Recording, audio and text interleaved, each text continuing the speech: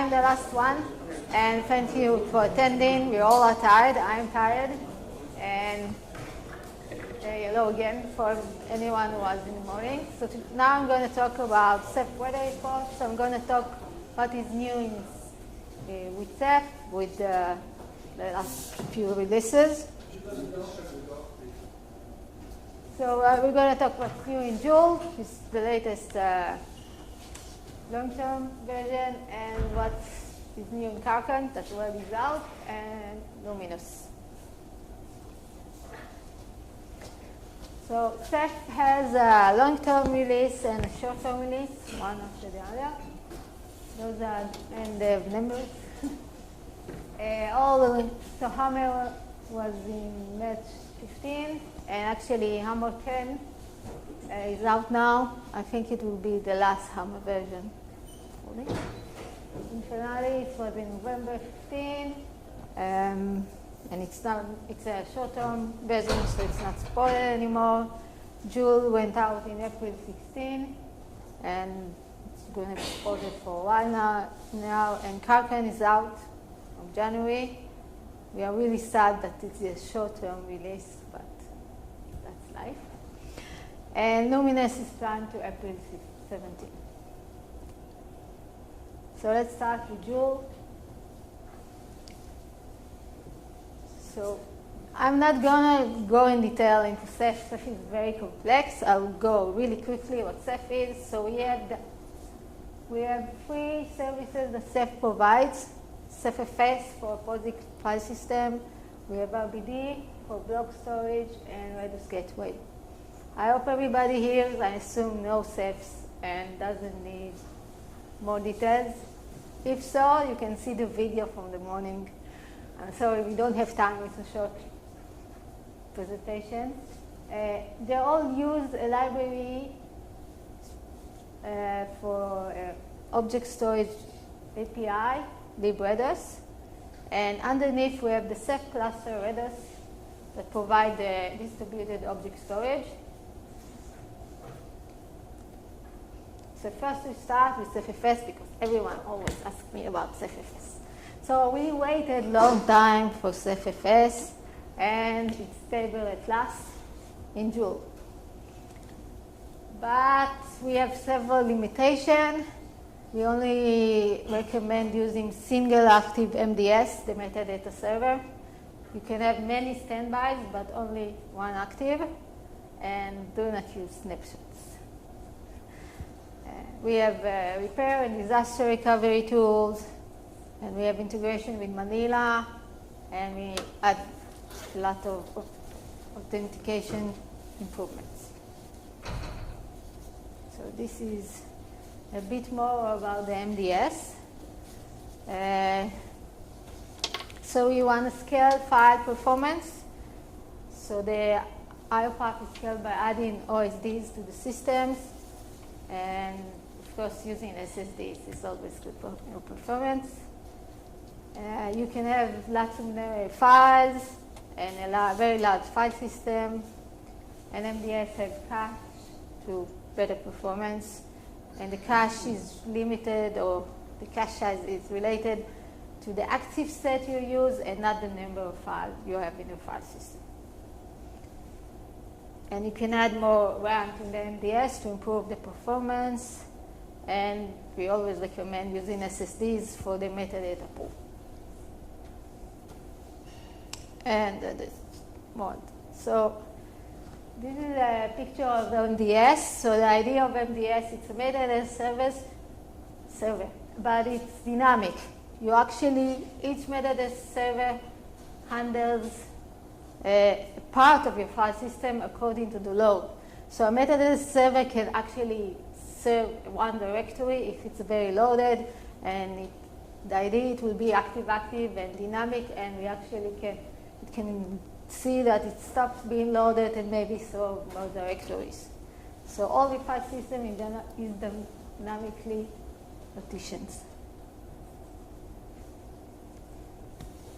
We have consistent caching, and so client can use cache, and they are coherent, and we have invalidation in cache of update. And support blocking. We have RStats and more other stuff. So snapshots are disabled by default in Joule, and we hope by Luminous they will be enabled by default. So snapshots are object granularity. RBD has per-image snapshots, and CEPHFS can snapshot any subdirectory. Let's move a bit. We have FSCK and recovery tools. The FSCK runs, we have online operation to fix your file system. At the moment in Joule, it's manual. And in Karkan, the scrubbing will be automatic in Karkan autonomous. And we have disaster recovery tool to rebuild the file system in case of failure. There is integration with the MANILA. It's ongoing. The moment Joule is integrated into Mythica, but I don't know about the newer OpenStack version. I'm less involved in OpenStack. Other Joule stuff, so we run everything at Ceph user, no go the root. We have SE Linux support, systemd is complete. We are now also have Ceph Ensemble to install Ceph using Ensemble. CLI bus completion, and Calamarion mods. We build for ARM. We have also ARM build and Art64 for CentOS 7, Ubuntu Centennial, and the ARM are for Debian Jesse. RBD. So RBD supports now image mirroring. That means you mirror the image to a different node. This is asynchronous replication to a different cluster. And the replicas are class consistent. The replica is per image. We use a data journal for an image in order to support the class consistency. There's a daemon for RBD mirror, and it needs to be that does all the work. But that's other RBD stuff. I'm less familiar with those. So we have fast diff, deep flattening. You can turn off many features, turn on off, and RBD DU, and better CLI. Rados Gateway. So we have in Joule, we've written all the multi-site, the Geo applications. So we no longer use the sync engine for the Geo application. Everything is done by the Rados Gateway itself. We have active end zones application. We have failover and failback, and we simplify the configuration. We also have NFS interface for Rados Gateway. It supports currently only NFS v4. It's used to import or export data to the object storage. It's based on NFS Ganesha linked with libGW. We have indexless bucket for users who are using lots of objects in the same bucket, millions of ones. And those are buckets that don't maintain the index at all. You cannot list them. But that's make the operation on them faster because we don't maintain the index. Currently, you cannot use Geo application with indexed bucket. Hopefully, in Karkan, probably Luminous will have Geo application also for indexed bucket. Lots of updates. Most of the Swift stuff is done by Mirantis, so I want to thank Mirantis. I don't know if there's anyone from there. So for Swift, we have Keystone v3, multi-tenancy, object declaration, SLO, block delete, object versioning, and REFCO compliance. REFCO is a test of OpenStack. And for S3, we have AWS for authentication support, LDAP support. STS is not in Joule, STS is a secure token server. It will hopefully be in Kraken, probably Luminous. Sorry, what's STS? It's a token service. Amazon uses it. It's for very complex authentication that Amazon uses. It's external authentication service. So this user can get from that server a token, and that is passed to the storage, and he does the authentication. So it's Amazon-specific sort of kernels. Yeah, exactly. And lots of S3 user wants it. Yeah. So now Rados, we improve queuing and the monitor scalability, lots of optimization, new implementation for async manager that will be useless thread and perform better. This is important. We no longer support XT4. It really was sad, but because the X attributes in XT4 are too small now, especially with RBD and also with Rados Gateway, you can get corruption because the X attribute will be too short. So we only support XFS. It's very important. We improved caching, and we added the razor coding, secure razor coding.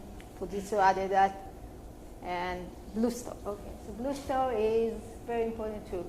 So Ceph is built on top of a file system in the end.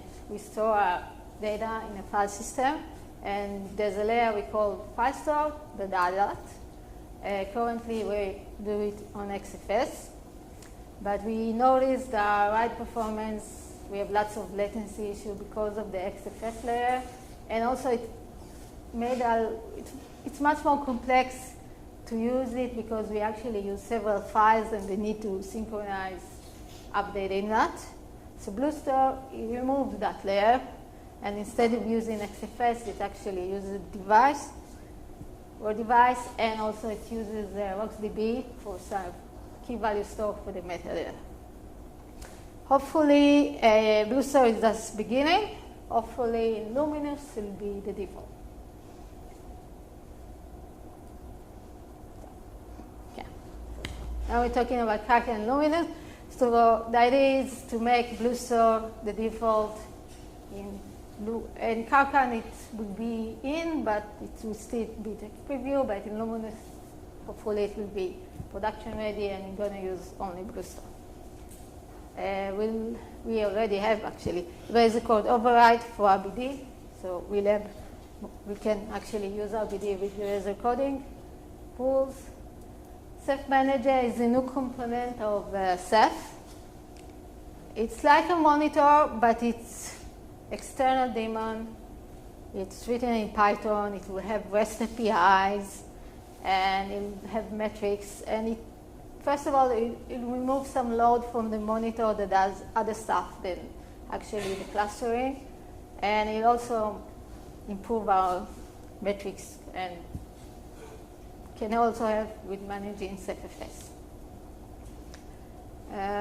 We'll add in on the wire encryption, optimize the IO path for the OSD, make the peering faster and more quality of service. And CEPHDISK will have CEPHDISK support. We actually have it already. CEPHDISK support for DM cache, B cache, and flash cache. We have the DM cache. I'm not sure about the others. They'll hopefully be there by Luminous. But it's again the STS, the Amazon like Kerberos, pluggable full zone syncing. So the idea is that we can actually export our metadata out, and we can use that for, first of all, for metadata indexing, metadata search. So we can export the data into Elasticsearch, and then the user can actually search the metadata. It can also be used for tiering, either for tape or for cloud storage, external, like public cloud. We have encryption, thanks to Mirantis, and compression of object, And we are doing lots of performance improvements. There's a work to scale up the performance of Civit Web front end. And we are looking at our performance with the bucket with lots of object themes and so on. For RBD, we continue improving the mirroring, adding high availability, delayed replication, and cooperative daemons. We're adding client-side persistent caching, encryption. There are lots of improvement for the kernel client, performance. There's RBD-backed LIO, iSCSI targets.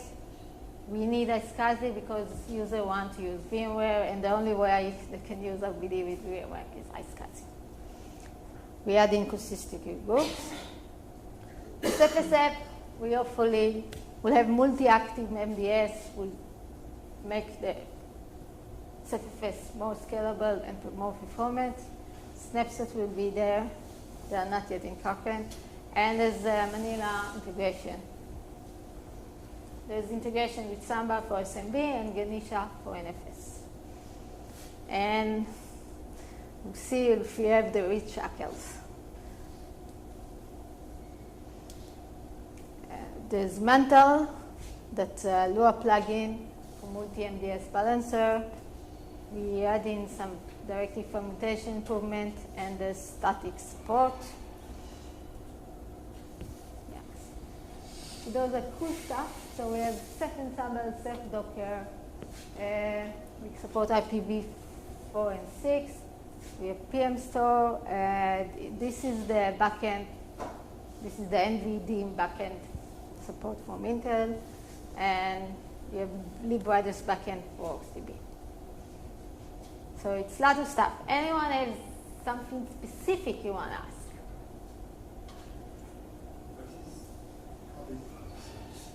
What is Ceph Ansible and Ceph Docker? So Ceph Ansible is a way to deploy Ceph in Ansible, and Ceph Docker is a way to deploy Ceph in Docker. So Ensemble, it has all the YAML file for Ensemble and how to. And Ceph Docker, I didn't play it for a while, but it's a way to run Ceph in containers in Docker and deploy it that way. Yes? You had the link in your earlier presentations to the 500 OSPs with the drives. Yeah. Every time I've asked for some detail about the drives, they've been saying, oh, well, we'll come back to you.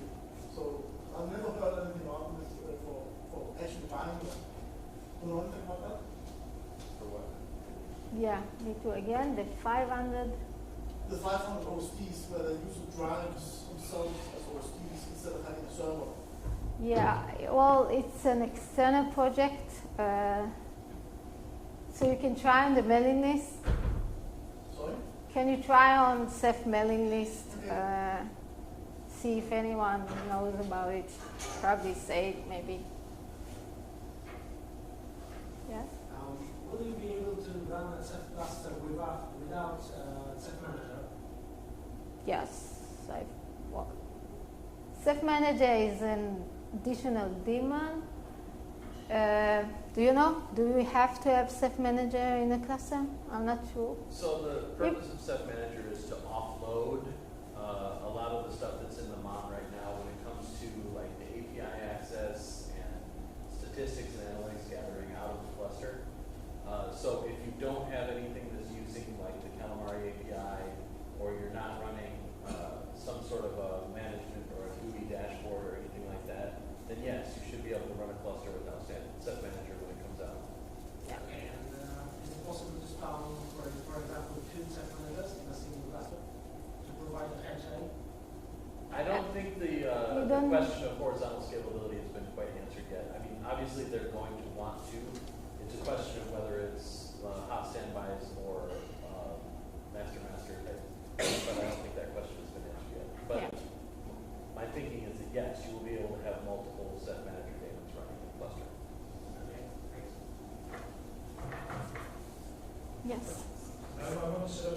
Ceph was an introduction next to us. Should I take Joule or should I do Kraken?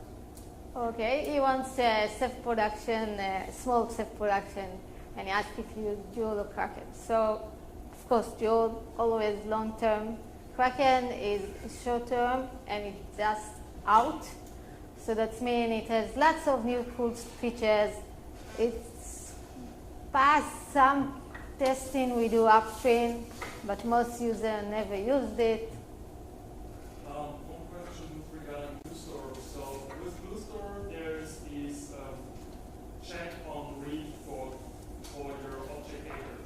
So does this mean that the eavesdrop interval is decreased on those OCs, or is it still the same? I don't know, actually. Because I think there's not really a use for this anymore if it's checked on every request. Yeah, I'm assuming we won't need this part. But I don't think BlueStore is there yet to that point of level. Yes? You mentioned quality of service for Rados. Some more details about Well, the idea is to try to limit,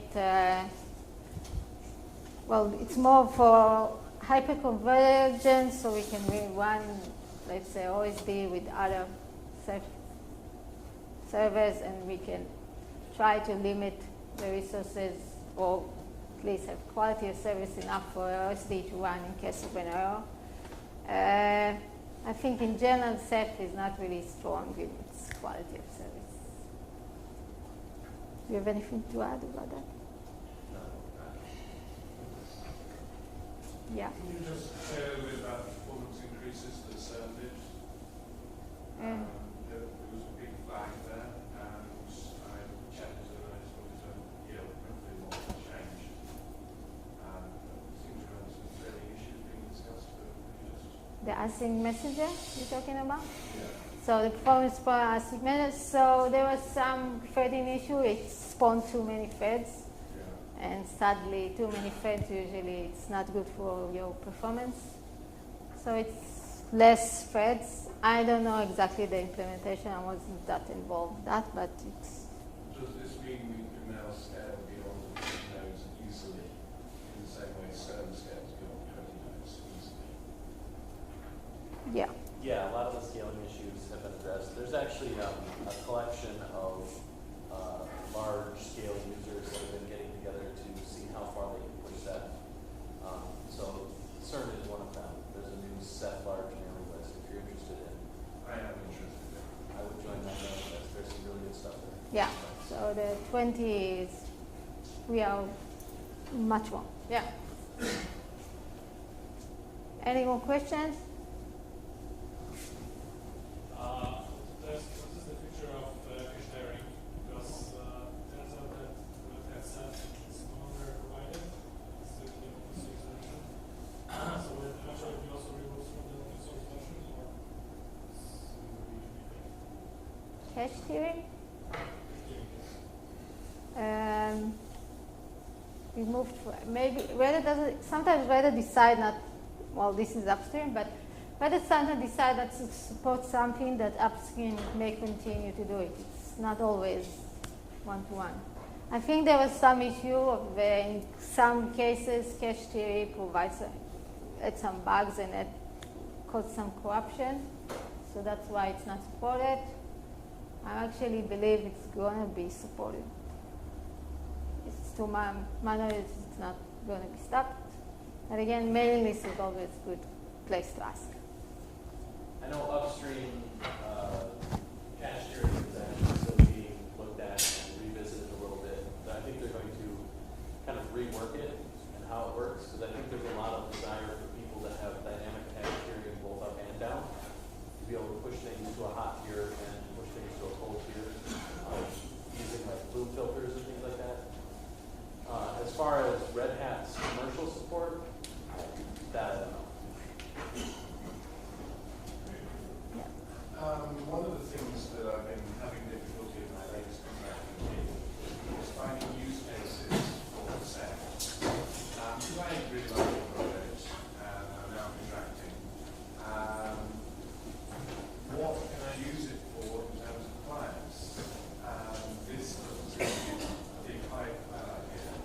No, I didn't talk about. So I can say, for example, we're going a lot with we're talking about big data.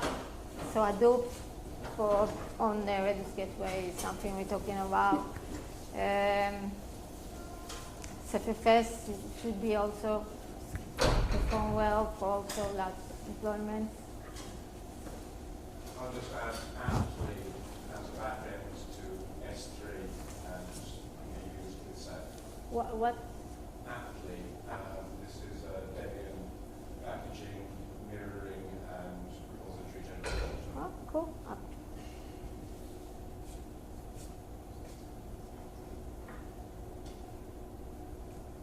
So, thank you.